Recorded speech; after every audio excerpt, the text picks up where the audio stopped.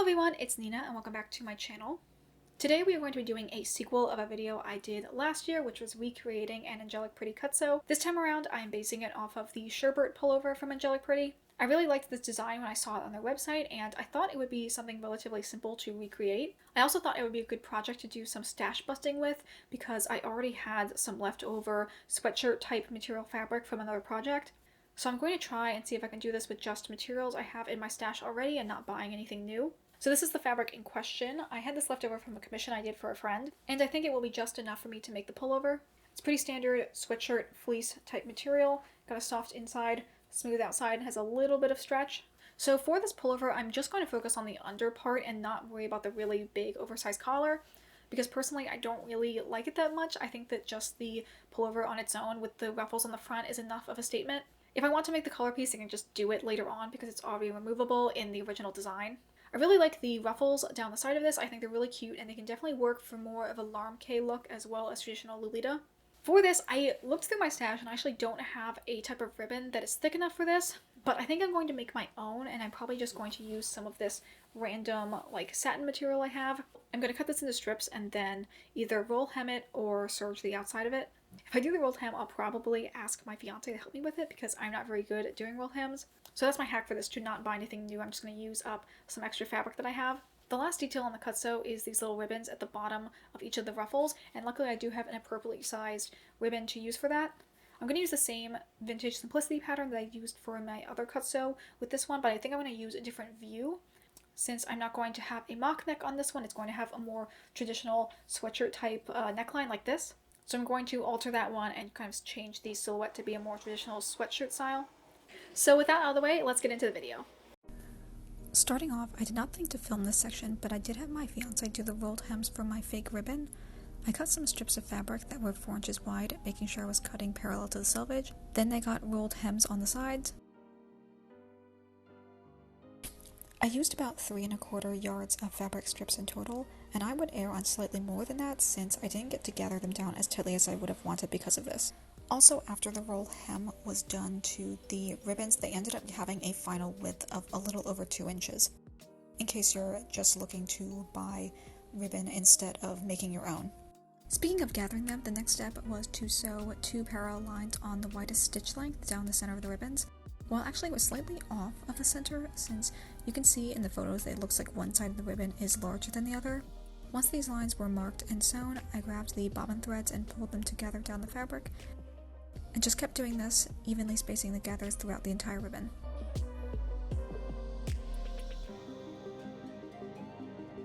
Once this was done for all 4 strips, I placed them on the front of the bodice. I marked out the seam allowances so I knew I wouldn't have them get caught in the seams. Then, using the grain of the fabric, I drew a line down to be my guide and started pinning them. The key to both sewing and pinning these down is making sure that you're laying them very flat and keeping the ruffles from going over and obstructing the center line, because we want to have it be exactly on the guideline to keep it straight.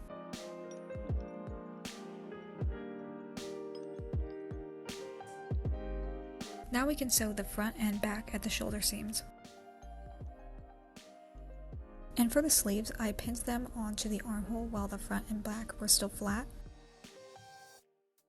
Try and keep the ruffles from getting caught in the seam as best you can, but it's fine if right at the top it gets tucked inside a bit.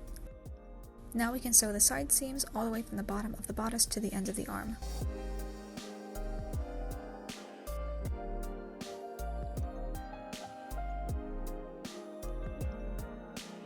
At this point, I was able to try on the cutso, and I decided I wanted to make the neck hole a little bit larger, so I made a mark when I was wearing it of where I wanted it to hit on my collarbone, and made a curved shape from that. As I'm cutting, when I get halfway, I will fold over the now cut part over to use as a guide to make sure both of the sides are symmetrical.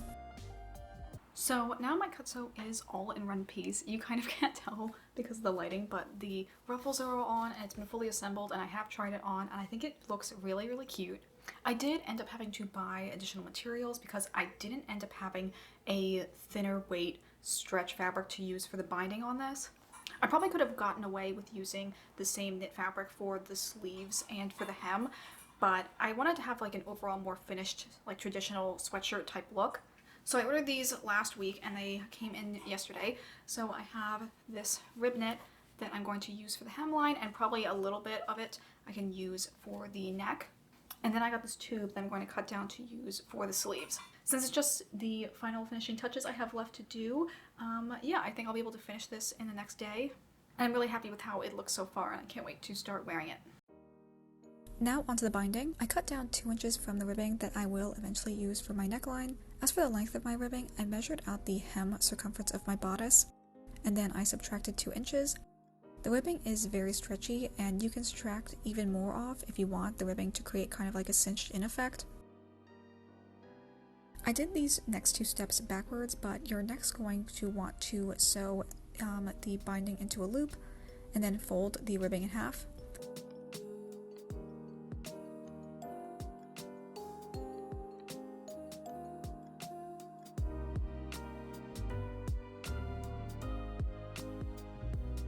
At this point, I pressed the ribbing and then did a wide zigzag stitch to hold the folded ends together. Now we are going to be doing a method that we will use for all of the binding pieces, which is called quartering.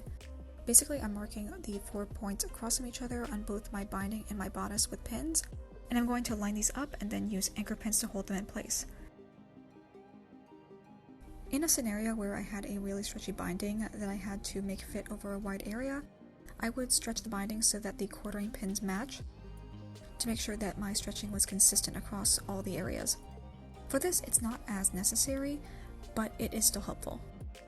When I sewed this, I did a basic wide straight stitch on my regular machine, and then I switched over to my serger to do a nice finishing. This is the first time I've used my serger on camera, and this is the first project I've used it for in general.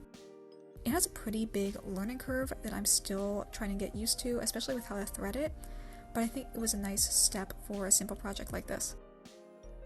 For the neck binding, we are going to go and do the same steps as we did with the hem, sewing a loop, turning it in half, and then quartering the neckline and the binding. For this one, I decided to just go over the ends with a zigzag stitch on my regular machine versus serging.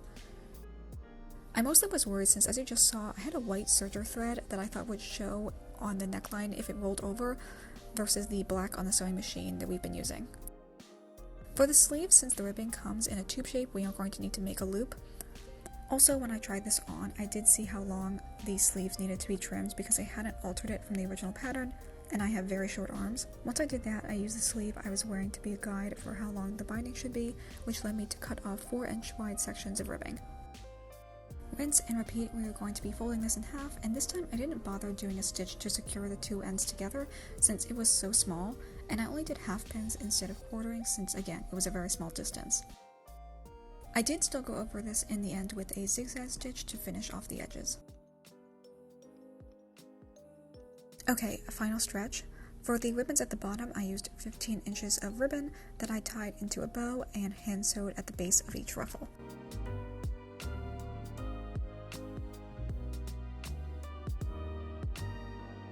And that is it for the cut sew.